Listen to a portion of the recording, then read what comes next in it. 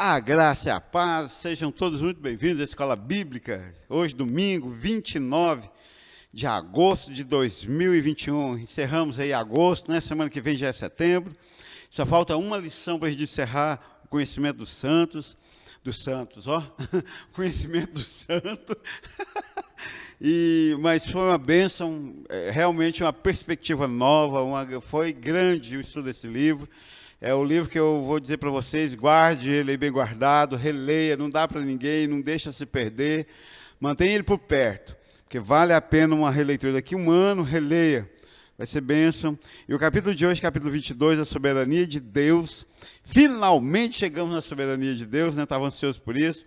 Páginas 219 a 228. E nós temos conosco hoje o pastor José Delcio. Seja bem-vindo à IBD, pastor. Obrigado, graça e paz, irmãos. Tudo bem, né? A soberania de Deus, né? O pastor ficou me zoando quando é da onisciência de Deus, né? Hoje eu poderia falar o mesmo, né? Ele ficava doido para chegar à soberania de Deus. Ele talvez não vai admitir, mas ele teve uma quedinha aos atributos de Deus, a gostar mais da soberania de Deus. Não, admito. Gosto mais da onipotência, mas realmente gostaria de poder compreender mais sobre a soberania de Deus. Definitivamente soberania de Deus. De cara, como calvinista, estudante do calvinismo, eu preciso da soberania de Deus, porque o calvinismo é parte da soberania de Deus, né? Da grandeza de Deus na sua unicidade, né? No ser único que Ele é. Mas bem, pastor, o versículo de hoje, Isaías 46, 9.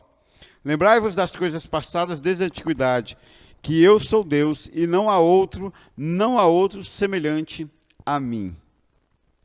E é engraçado porque eu fiquei tentado em pegar um versículo assim, né? Deus é santo. Mas esse versículo foi muito incrível, pensando nesse texto, que ele é Deus desde a antiguidade, eu sou Deus e não há outro Deus. Então a soberania de Deus reside no fato de que não há outro Deus. Então não há nenhum ser acima de Deus, por isso ele é soberano e único, né? Eu assisti a minissérie The Crown, lá da rainha, a coroa, e na Inglaterra, politicamente falando, não tem ninguém acima da rainha. E dá para compreender interessante isso, que no mundo espiritual, no universo, na criação, no mundo de todas as coisas, não tem nada nem ninguém acima de Deus, por isso ele é soberano. E pegando um gancho nessas falas, foram várias, né? A gente estudar a história aí, né? O Cristiano pode confirmar lá depois, que foram vários reis que tentaram ser deuses, né?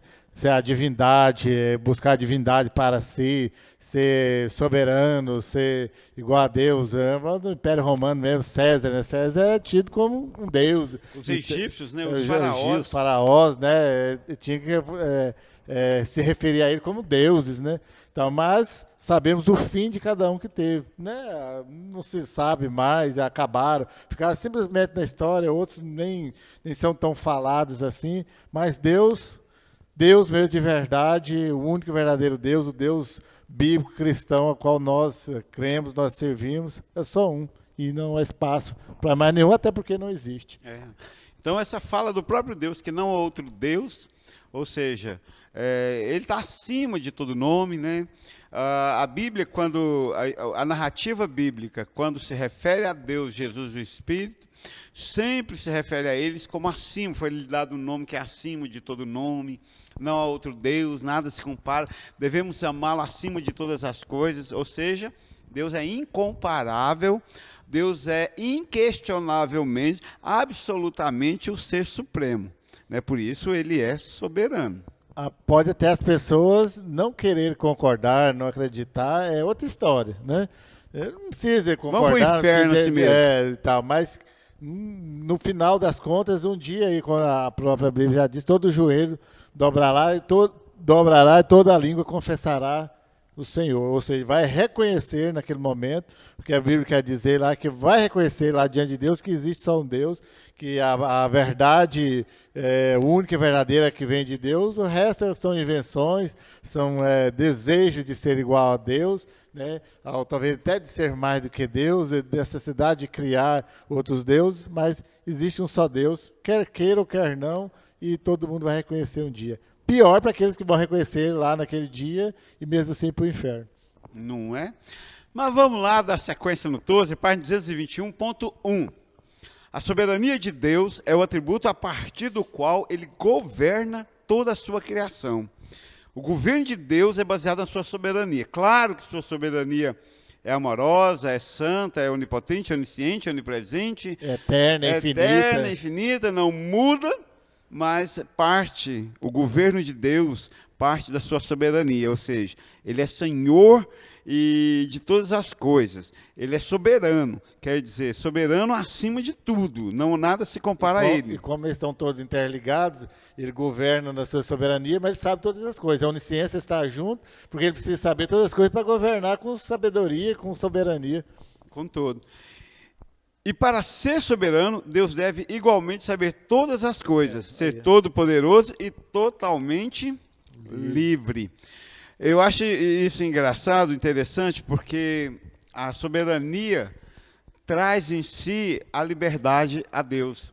Quer dizer, se ele está acima de tudo, é mais ou menos assim, pensa, ele não precisa pegar satisfação, tirar satisfação ou dar satisfação a seu ninguém. Ele é soberano, ele é acima de tudo, ele é todo poderoso, ele governa a criação.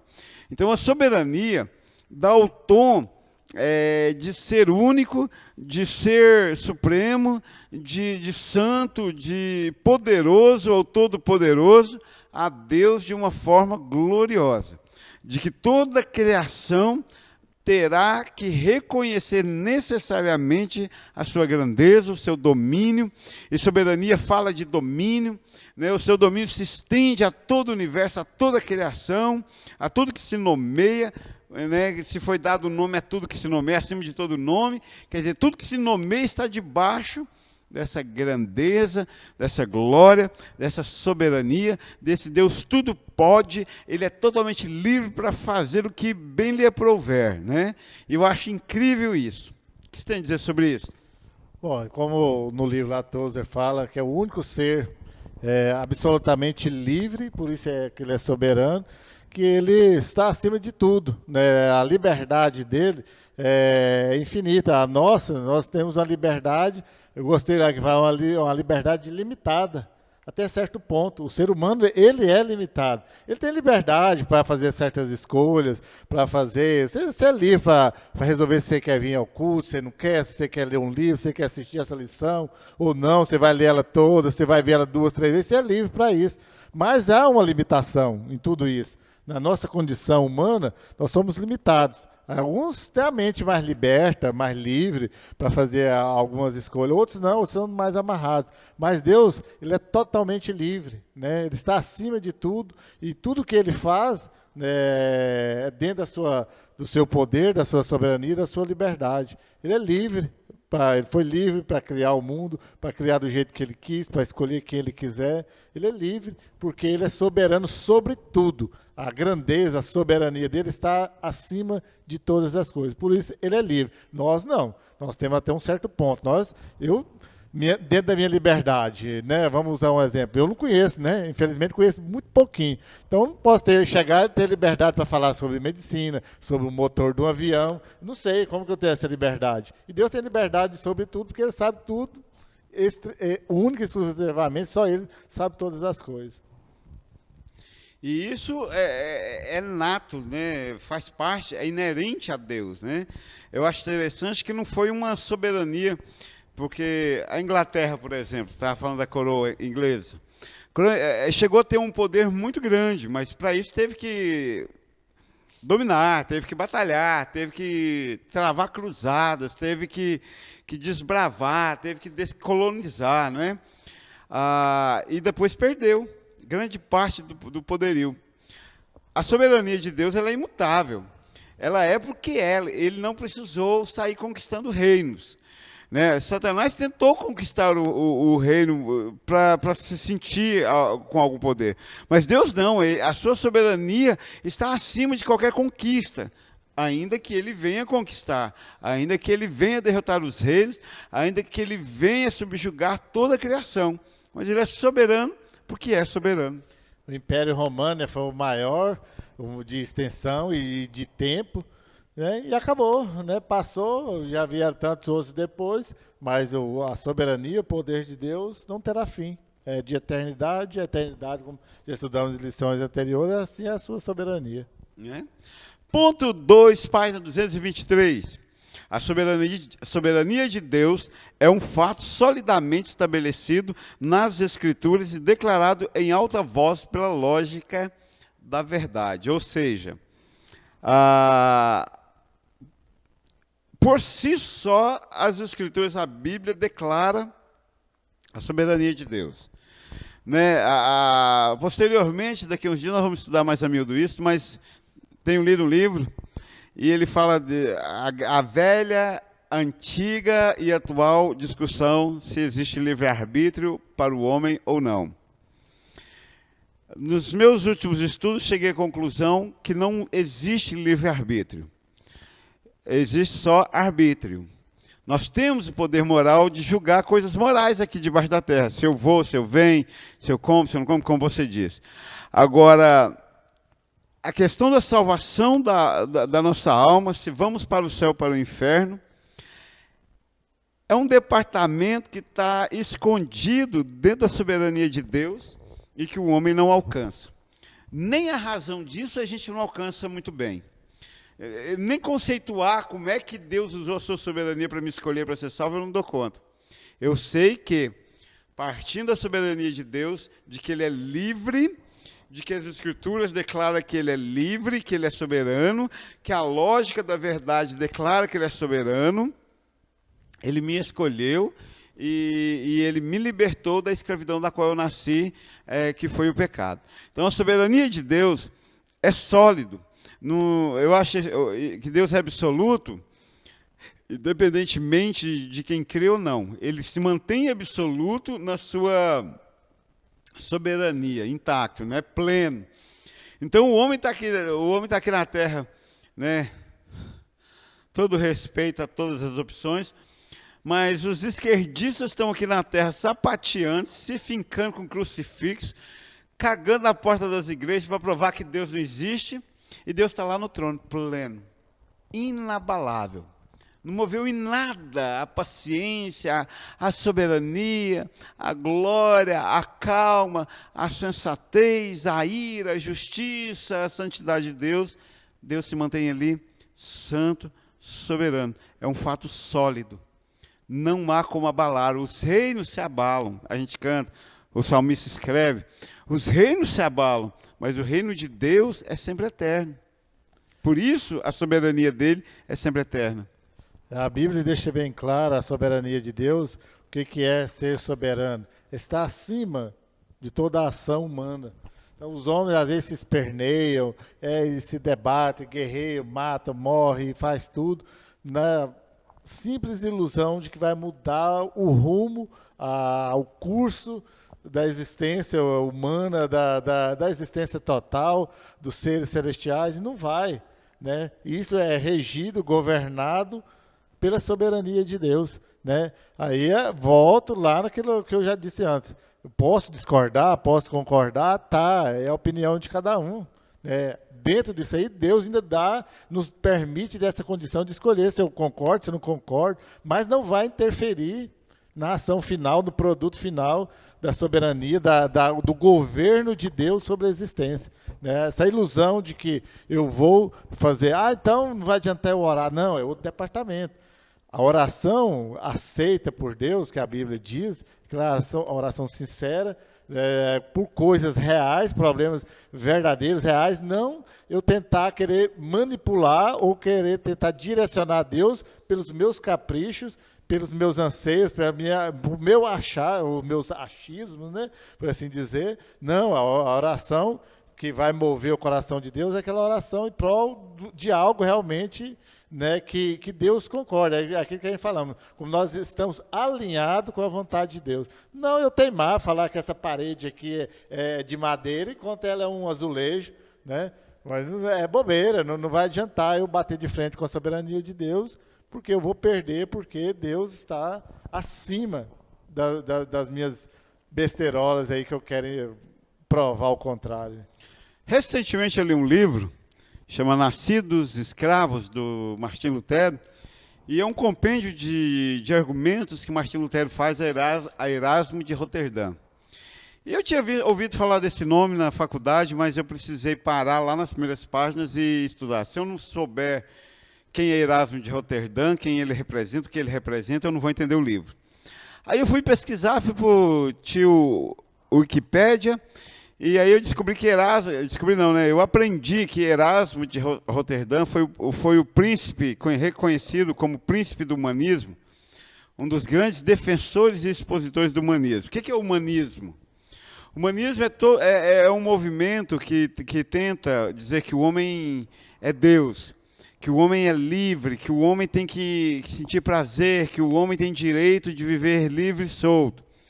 Nós tivemos grandes movimentos humanistas, um deles foi lá de Woodstock, o movimento hippie, em que o homem fazia o que queria, ficavam dias usando droga, pelados, andando lá numa fazenda nos Estados Unidos, em Woodstock.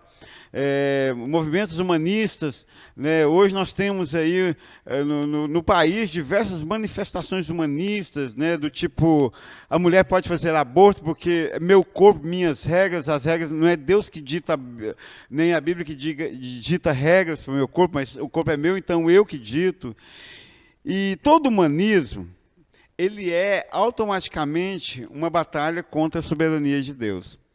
Né, que a gente chama de teocentrismo, Deus no centro de todas essas coisas. A soberania é teocentrista, quer dizer, Deus é soberano e ele é livre para escolher e determinar o que ele quiser. E o homem, no seu pecado, no nosso pecado, a gente nessa necessidade de amar e ser amado, a gente insiste nessa pseudo-liberdade humana, nesse humanismo que confronta e afronta e debocha da soberania de Deus constantemente, e Deus impecavelmente se mantém pleno no seu trono. Eu fico imaginando que ele fica olhando e pensando, né? Pobre ser humano, né? Pode fincar quantos crucifixos quiserem nas suas partes íntimas, que o meu reino não se abala. Ele é sempre eterno. E dentro das escrituras, muitos ainda querem usar a escritura em favor próprio, né, nas suas besteirolas aí de querer confrontar a Deus, né? É triste, é lamentável, mas é assim, o mundo jaz do maligno e as pessoas seguem o curso deste mundo, né, afrontando a vontade de Deus, achando, né, pensando que vai ter algum resultado. Infelizmente, vão descobrir um pouco tarde que não é bem assim. Né? Ponto 3, página 224. Os atributos de Deus excluem a possibilidade de que exista outro Deus. O nome de Deus é garantia suficiente da perfeição de suas obras. Eu achei isso interessante, né? Porque aí todos compõem essa ideia. Os atributos de Deus excluem a possibilidade de que exista outro Deus. Então, quando nós chegando agora ao final, depois da santidade, aliás, depois da soberania, só falta mais um atributo, e nós encerramos a lista de atributos propostas por Tozer, ele conclui que os próprios atributos de Deus excluem toda e qualquer possibilidade de que exista outro Deus. Ou seja, por que isso? Porque nenhum outro ser conseguirá, teve ou terá as mesmas qualidades, atributos, características que Deus teve com tamanha perfeição. Quando a gente lê alguns livros assim, a esse respeito, a gente vai perceber que por pessoas assim, um pouco ou muito mais, com conhecimento mais do que a gente, vai falar sobre isso. Um pouco a gente entende também diretamente sobre a Bíblia, mas eu li faz algum tempo já, o Filhos do Fogo, Daniel Mastral, né, pastor João já leu também, já li há bastante tempo. Ele falava lá, né, de todo o sacrifício que faz, sacrifícios humanos, para agradar Satanás, por exemplo, que quer ser um Deus, ou que queria ser nos igual a Deus ou superior. É preciso ser pago, é um sacrifício, eu preciso de matar alguém para pagar aquilo, porque a moeda espiritual nós sabemos que é o sangue. Aí já um dos atributos de Deus, que é o amor eterno, deu o seu próprio filho, ofereceu em favor nosso. Veja o tanto que é o contrário, tanto que Deus nos ama, que ele ofereceu o seu filho. O diabo ele já requer que a pessoa mate alguém, um filho dele, ou alguém que quer que seja, para agradar. Ou seja, ele quer ser agradado. E Deus, pelo contrário, ele quis, né, na sua soberania, agradar o homem. E o homem, né, na sua ingratidão, seu coração tão duro, do que não é capaz de reconhecer isso, Deus tentando agradar e ele tentando, né, querer ser agradado de forma diferente, com todo o amor que Deus oferece. Então, os atributos de Deus aí já conta que não há outro Deus. Há quem, né, deve se levantar ao longo da história aí, muitos que quiseram, mas todos cobravam um preço. Todos cobravam algo para ser Deus, das pessoas para o aceitarem. É o que mais tinha de sacrifício para chuva, para colheita, para não mais sei o quê, mas tudo tinha que ser um sacrifício, e muitos deles sacrifício humano. E Deus se dispôs, seu Filho amado, a se sacrificar em nosso favor. Isso já é a prova maior de que não há outro Deus. Né? E a soberania, eu fico pensando nisso, nesse quesito, né? Você tem problema com Deus fez até o ímpio para o dia do juízo? Não. Eu tenho me deparado com diversos cristãos que têm problema com isso. Se você tem problema com isso, manifeste lá no grupo da sala de adultos, né? Fala assim, eu tenho problema com isso. Mesmo estando escrito na Bíblia, encontro diversas pessoas, crentes, piedosos, que não conseguem aceitar o fato de que Deus criou o ímpio para o dia do juízo, ou seja, que certos homens e mulheres estão destinados ao inferno pelo decreto de Deus. Eu, assim, gosto de falar sobre isso. Dúvidas é saudável, né? Você chegar, pastor, não entendi isso. Mas como assim? Como que Deus criou na intenção de entender, de esclarecer para ele prosseguir, mas, digamos assim, servir a Deus com o coração mais desprendido, né? Com mais alegria. Não concordo, porque Deus não é tão amor, assim, como nós já falamos em outros pontos, né? Eu gosto de pensar nisso. Se você tem alguma dúvida, veja bem, dúvida é uma coisa, crise é outra.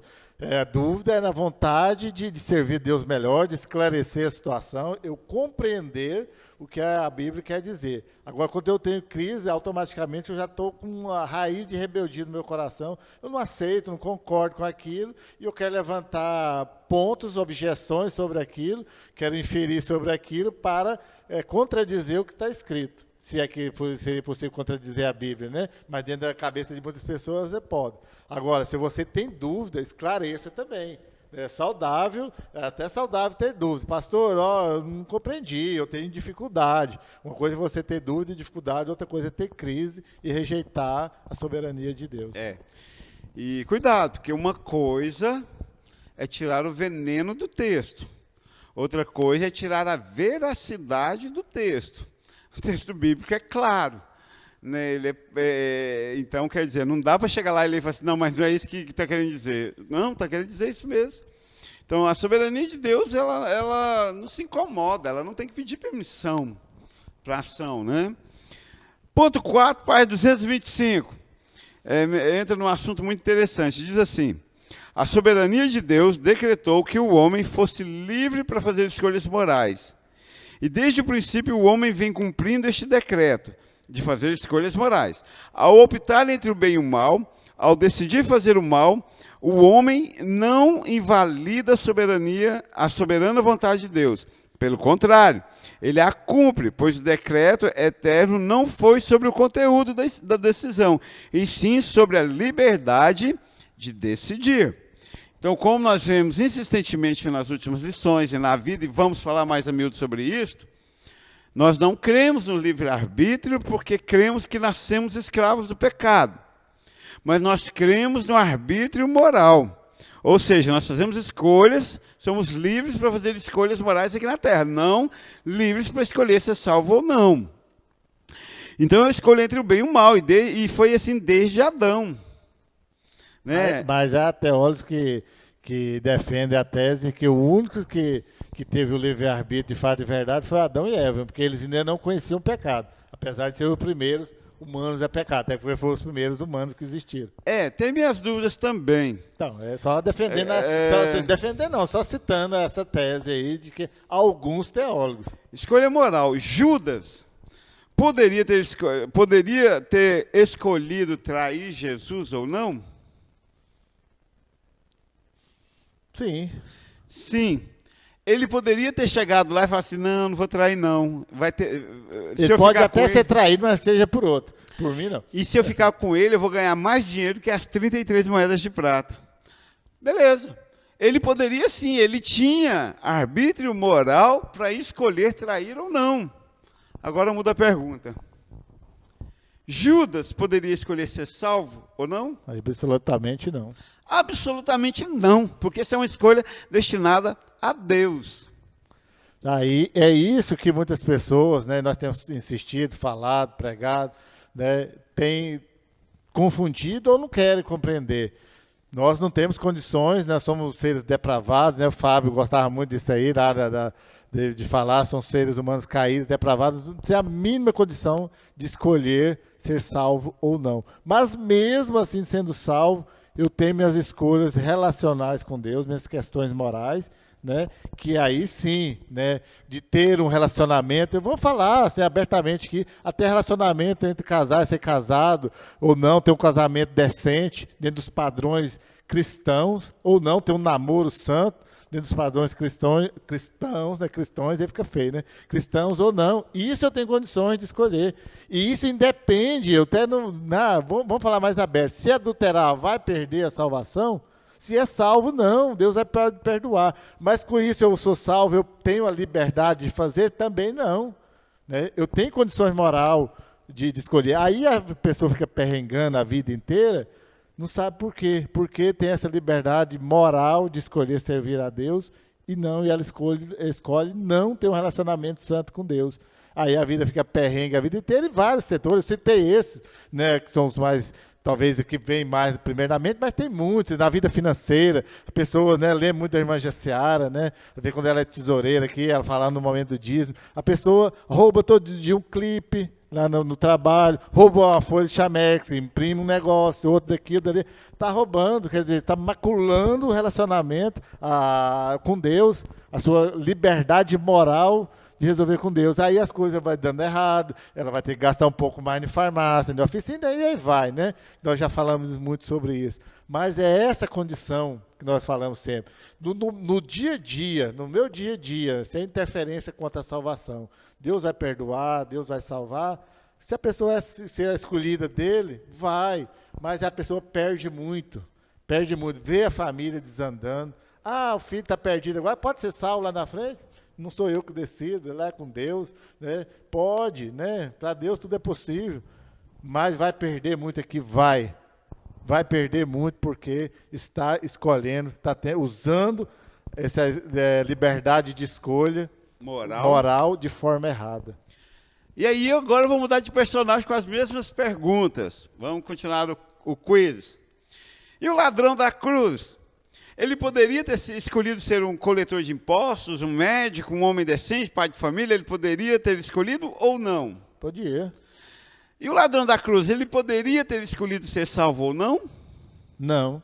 Não, foi Jesus que escolheu que ele fosse salvo. Estarás comigo hoje no paraíso. E ele apenas manifestou o desejo até de ser salvo. Né, Senhor, me perdoa.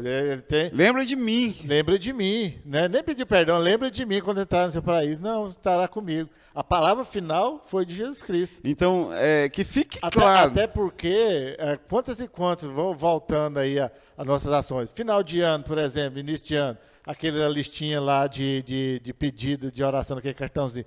Quantos e quantos pedidos ou desejos que você colocou lá que passou uma semana, você nem lembra mais qual que foi. O seu desejo, nesse ano, você isso e aquilo. Passou um dia, você esqueceu. Mesma coisa, torço até desejo de ser salvo. Passam 2 dias, eu já esqueci que aquele desejo meu, aquela vontade de ser. Então, por isso que nós não temos condições de escolher a salvação. E o próprio Deus escolhe.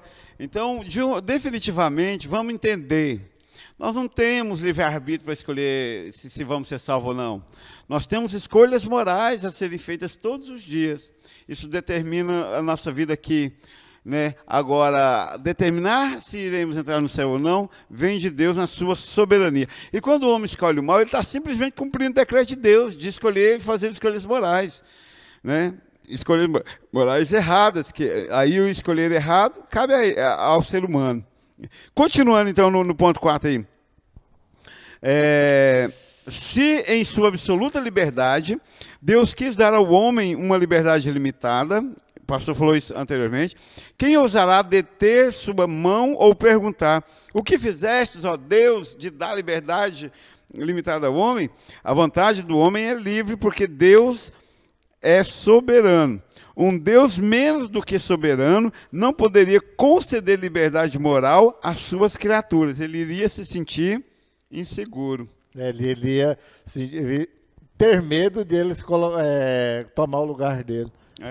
Ficar inseguro, queria subir, né, como o mundo quer subir as pessoas, derrubando o outro. Deus não, ele sabe, é soberano, pleno, né, está acima de todas as coisas. Ainda qualquer ação do homem que quiser fazer não vai abalar em nada a soberania de Deus.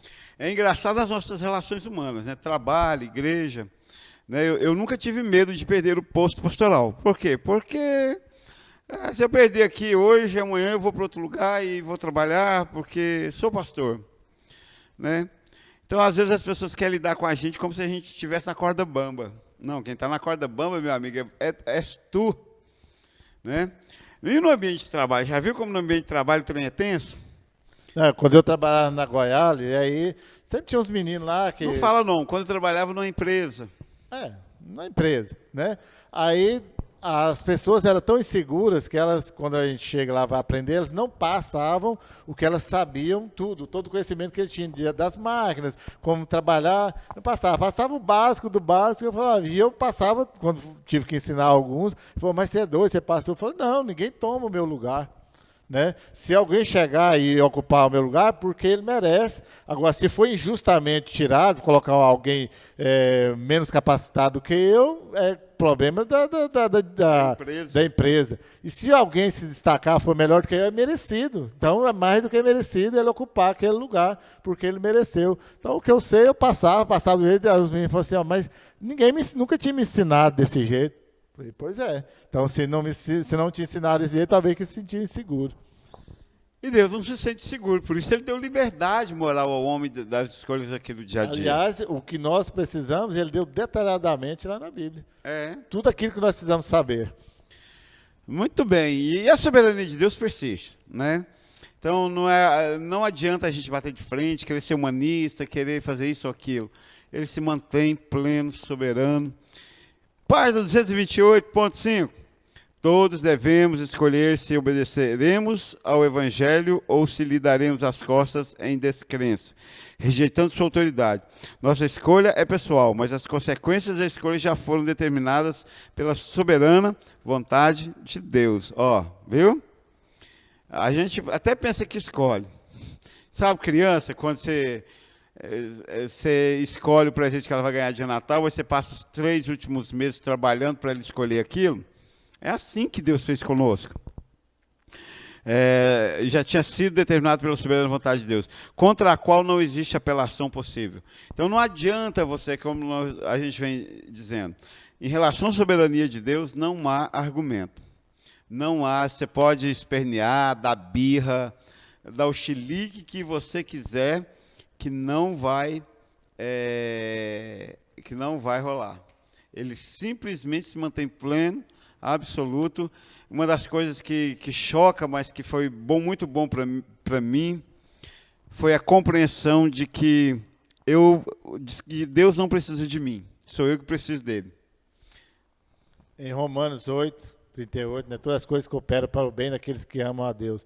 Vejo muito aí, segundo o seu propósito. Qual é o propósito de Deus? De glorificar a Deus. O propósito de Deus na criação, na redenção do homem é de glorificar a Deus. Ou seja, então nós achamos que estamos aqui e tal. Não, mas Deus cooperar, todas as coisas cooperaram para o bem daqueles que amam a Deus. Se eu amo a Deus, foi Deus, né, encaminhando as coisas daqui e dali para me chegar, né? Como o pastor João falou anteriormente, não foi eu que escolhi, foi Deus conduzindo. E quando a gente olha para trás, vê lá atrás, quando a gente, de forma erradamente, fala, antes de eu conhecer a Jesus, antes de eu me converter, né? Pelo contrário, foi ele que me chamou, ele que que fez com que eu me convertesse. Né? Antes disso, antes de eu começar a servir a Deus, eu já via a mão de Deus. Naquele tempo, não. Agora sim, a gente olhando para trás, vê tudo, Deus me conduzindo para chegar até aqui. Ou seja, era a soberania de Deus, Deus conduzindo para chegar a isso, para glorificar a Deus. Não para que eu falar que sou salvo, nem isso. Não, tudo isso é para glorificar a Deus. Né? Ou seja, E o que é glorificar a Deus? Né? É conhecer a sua soberania. sua soberania, conhecer, conhecimento do santo, né? É o nome do livro, é conhecer o santo, é estar mais perto de Deus. E a soberania é uma das coisas que eu acho interessante, que ela é intocável. A soberania de Deus é inabalável, é intocável. Né? O homem pode fazer o que ele quiser dentro da história, né? Negar e fazer o que ele quiser, que a soberania de Deus se mantém intacta. Ele é soberano nas suas escolhas, Ele é soberano na salvação, Ele é soberano na sua obra, Ele é soberano na sua gestão da criação. Quer dizer, Ele faz a gestão da criação de uma forma incrivelmente impecável, sem falha. Gosto de quando o versículo bíblico diz que nele não há sombra de variação de dúvida, não há erro. Em Deus não há erro, sua soberania é santa, ela é justa, ela é amorosa, ela é eterna, ela é imutável. Né? A soberania de Deus transcende toda e qualquer capacidade humana. E exige de nós uma certa humildade para lidar com Deus tão soberano, tão incrível, tão único como Ele é. Né? E Ele transcende, isso é a transcendência de Deus, Ele transcende tudo e qualquer coisa que se nomeie, que exista, Ele está acima. Né? E que eu acho tão espetacular em Deus que qualquer nação, qualquer povo espalhado no mundo inteiro não vai ter o direito de acusar Deus, né, no dia que se encontrar com Deus lá no julgamento, de nada sobre Deus. Para que não teve oportunidade, que não conheceu, mas Deus dá condição, dentro da sua soberania, a cada um de reconhecer e saber que existe Deus. Né? O livro lá do o Fator Melquisedeque, esqueci que o autor agora. Don Richardson. Don Richardson, o Fator Melquisedeque, já diz que todo homem tem dentro dele a condição de reconhecer Deus. Né? Deus dá essa condição. Lá quem que seja, a tribo mais remota de índio, lá na Amazônia, ou lá na África, a tribo lá, todos eles nascem, né, pecador, mas ao mesmo tempo com essa condição de saber da existência de Deus. Ou seja, isso é a soberania de Deus. De que Ele é soberano, de que Ele transcende, né? E isso é incrível, e dá um certo descanso, saber, né? Eu estou lendo o livro do Joel Bick, Vivendo para a Glória de Deus, é um livro sobre o calvinismo, sobre uma discussão sobre os pontos do calvinismo, os pontos da reforma, enfim. E ele fala que é uma coisa incrível saber que Deus tão soberano nos colocou em suas mãos e nada pode nos tirar delas, né? Jesus Cristo, a revelação máxima, revelou essa soberania, que não se contraria o plano de Deus, a vontade, o querer de Deus, e que a justiça de Deus se cumpre, com o propósito de Deus, a palavra de Deus se cumpre. Então isso nos dá uma segurança, uma sombra e uma segurança muito grande. Sua soberania é nosso sustento. Sua soberania é o seu grande diferencial de todos os outros deuses, das nações, das religiões.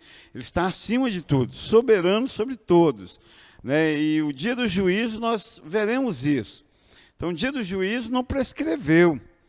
Né? Tem uma cambada aí da salvação universal que acredita que o dia do juízo prescreveu, que não vai ter juízo. Não, as nações serão julgadas, os homens serão julgados, salvos ou não serão julgados. Por quê? Porque a soberania de Deus se opera eternamente sobre toda a criação. Ele é soberano, não dá para discutir, fugir em relação a isso. Ele é Senhor de todas as coisas e nós vamos ter que reconhecer isso, queira ou não, no dia do juízo. Todo joelho se dobrará, toda língua confessará que Ele é Senhor. Não é outra coisa não, que Ele é soberano, que ele é Deus acima de toda a criação. Então, o melhor que temos a fazer é, nesse tempo, viver debaixo da grandeza soberana de Deus e desfrutar do seu senhorio, da sua direção, do seu comando sobre as nossas vidas, porque, afinal de contas, nada foge ao seu olhar.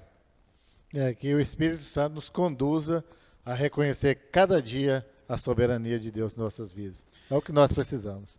Então é isso, pense na soberania de Deus, a graça, a paz, marque seu sim. Próximo domingo, última lição do conhecimento dos santos, e aí começaremos de novo em outro material, mas Deus abençoe vocês, e marque seu sim, e a graça e a paz. Graça e paz, fique com Deus.